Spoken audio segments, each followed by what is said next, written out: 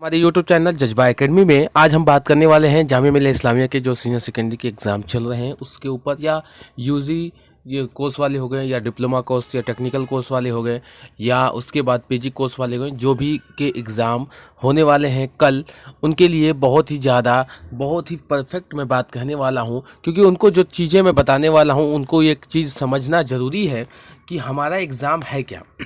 हमारा exam examiner किस हिसाब से पूछता है, हमारा एग्ज़ाम जो होता है वो क्यों ऐसा होता है कि हम लोग जाते हैं 100 क्वेश्चन दिया होता है, हम लोगों को पता है उसमें से हम लोगों को करना है, और उसके बाद हार्ड क्वेश्चन के हिसाब से भी देखते हैं कि कुछ क्वेश्चन 25% जो है क्वेश्चन हार्ड होता है और 75% क्वेश्चन ऐसे होते हैं मॉडरेट होते हैं जिसमें भी ईजी 2-3 क्वेश्चन मिल जाते हैं।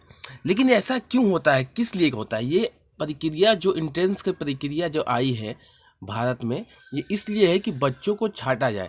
क्योंकि आपकी जनसंख्या के हिसाब से जो आपको सीट दिया जा रहा है कोई भी कॉलेज में, कोई भी गवर्नमेंट जॉब हो, कुछ भी हो, उसमें सीट तो हो रहा है 100। आप समझने की कोशिश करिए कि एग्ज़ाम क्या है। 100 सीट है, ठीक है, और लड़के कितने पहुंच जा रहे हैं? 2000। तो अगर आप यहाँ निकालोगे एक सीट पे कितने बच्चे हैं, तो एक सीट पे कितने बच्चे हैं? 20 बच्चे हैं, ठीक है। एक सीट पे कितने बच्चे हैं? 20 बच्चे हैं। जब एक सीट पे 20 बच्चे हैं तो कंपटीशन कैसा होगा? कंपटीशन ऐसा होगा कि 20 बच्चों में से हमें क्या करना है? 19 बच्चों को कट करना है और सिर्फ एक बच्चे को ले जाना है उस जगह पे।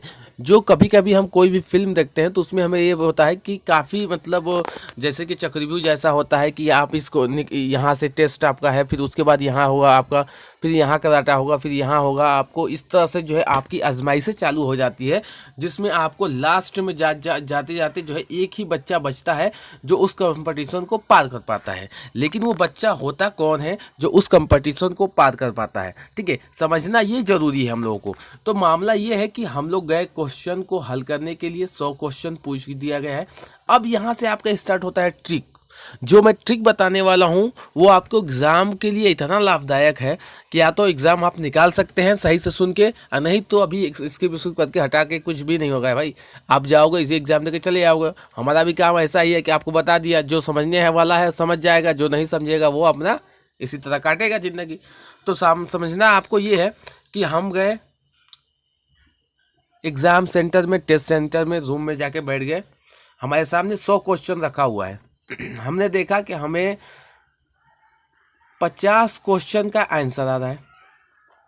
सही जो आंसर हमें आ रहा है वो 50 क्वेश्चन है, और जो कट ऑफ बनने वाला है वो 80+ पे बनने वाला है। तो हमारा 50 करने से क्या हमारा हो जाएगा सिलेक्शन? हम ये भी जानते हैं कि अगर हम लोग 50 करके आए तब भी हमारा सिलेक्शन नहीं होगा। लेकिन अगर हम कुछ और ऐसा तरकीब ट्राई करें जिससे हम इस चीज़ को इंक्रीज भी कर सकते हैं, किस्मत के हिसाब से तो हमारा जो है 50% जो क्वेश्चन हमने सही कर लिया है, ठीक है। हमारे को चाहिए 30% क्वेश्चन और सही करना है। 30% क्वेश्चन को सही करना है, 30 क्वेश्चन को सही करना है। तो हमें क्या करना है कि हम ये तो जान चुके हैं कि 50 क्वेश्चन पे हमारा सिलेक्शन नहीं होगा, तो हमें 30 क्वेश्चन कहीं और से लेना है।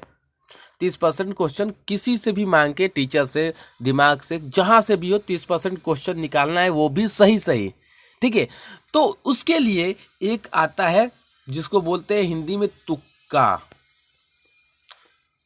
तुक्का जो है, तुक्का जो शब्द है ये आपको बहुत ज़रूरी है जानना, तुक्का क्यों है। तो हम लोगों को ये नहीं दिखाना है कि हमारा इस साल जो है 110 नंबर आया है, अब मेरिट बना है 150 नंबर पे, हमारा नंबर कितना आया है? 110। तो 110 लेके क्या करेंगे हम लोग? उसको मेडल बनाएंगे? नहीं, कुछ नहीं हो सकता भाई, उससे कुछ नहीं हो सकता। आपको 150 लाना है, 150 नहीं आया, फेल है। आप 140 ला के रख दें, कोई मतलब नहीं। जो 110 वाला है और 140 वाला दोनों बराबर है, दोनों फेल हैं। बस फर्क इतना है कि वो आगे जाके हार गया और आप पहले ही हार गए। मामला ये है, समझना ये है हमको। तो हमारा काम क्या है कि अगर हम लोग ने 50 क्वेश्चन कर दिया है, हमें 30 क्वेश्चन की ज़रूरत है, तो सीधी बात है कि हम लोग 50 क्वेश्चन पे तुक्का लगाएंगे। तुक्का लगाने का तरकीब मैं आपको बता देता हूँ। हमारे पास होता है 4 option A, B, N, C and D, ठीक है। इसमें से हम लोगों को क्या करना है कि हमारे पास क्वेश्चन कितने हैं 50 और ये ऑप्शन कितने हैं 4।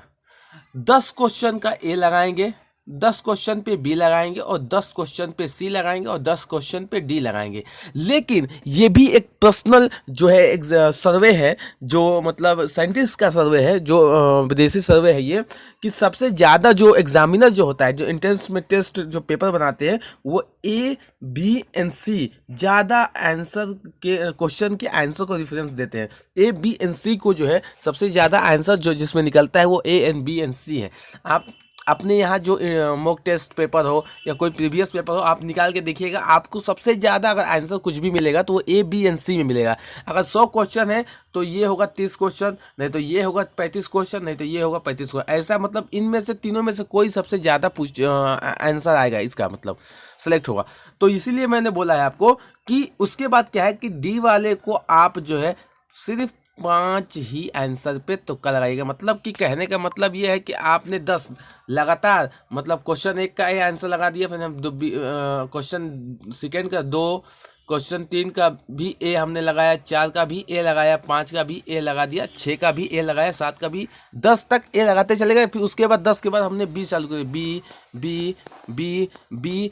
अब ये है कि जब नॉर्मलाइज करेंगे हम लोग इसको, मतलब जब ऐड करेंगे, जब इसका क्या निकालेंगे हम लोग जोड़ से, तो इसमें से आपको इतना तो हो जाएगा कि आपको 4 नंबर का फायदा तो जरूर हो जाएगा, लेकिन घाटा 1 नंबर का नहीं होगा। आप लगा के देख लो, ये सत्य है। जो मैंने जिस तरह से आपको बोला है उस तरह से आप करिएगा कि आप जो है ए बी एंड सी, अगर आपका 50% क्वेश्चन बचा हुआ है तो आप इनको 12 क्वेश्चन दे दीजिएगा, 12, तो 12 24 बातें 36, ठीक है।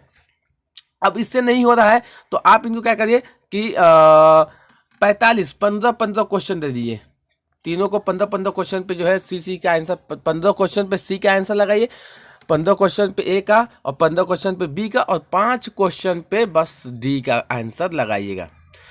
अभी मतलब ऐसा हो सकता है कि 1-2 पेपर में कभी ऐसा होता है कि 10 क्वेश्चन पे ए डी आ जाता है, लेकिन सबसे ज़्यादा अगर जो सर्वे निकला है वो ये है साइंटिस्टों का कि अमेरिका ने ये सर्वे किया था कि सबसे ज़्यादा जो एग्जामिनर होता है वो ए और बी एंड सी को आंसर का जो है क्वेश्चन का आंसर को रेफरेंस देता है सबसे ज़्यादा, ए एंड बी एंड सी को। और उसमें से अगर निकाल लीजिएगा तो आप देखेंगे कि ए और सी को भी ज़्यादा रेफरेंस दिया जाता है बी से।